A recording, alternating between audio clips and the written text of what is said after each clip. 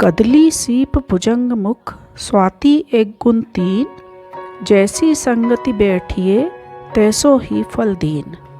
रहीम कहते हैं स्वाति नक्षत्र की वर्षा की बूंद तो एक ही है, उसका गुण संगति के अनुसार बदलता रहता है।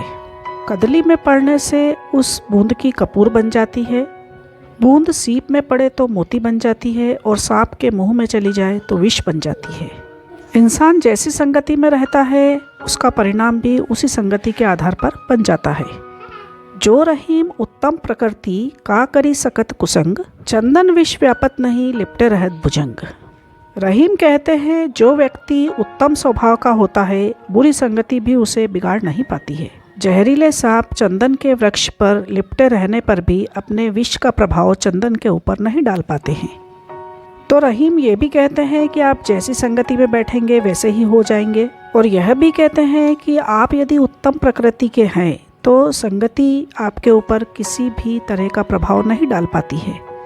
आप जैसा बनना चाहते हैं 100% आप वैसे ही बनते हैं। एक पिता बहुत ही शराबी था और उसकी 2 संतानें थी।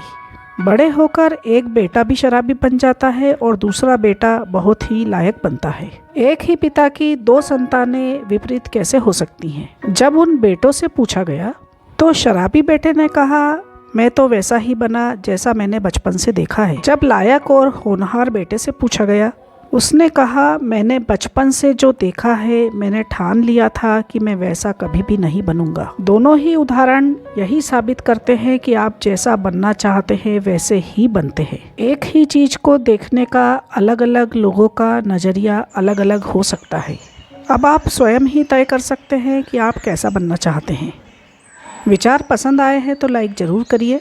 चैनल पर पहली बार आए हैं तो प्लीज़ सब्सक्राइब करिए। हमारा वीडियो देखने और सुनने के लिए धन्यवाद। आगे भी इसी तरह देखते रहिए मेरी कलम से।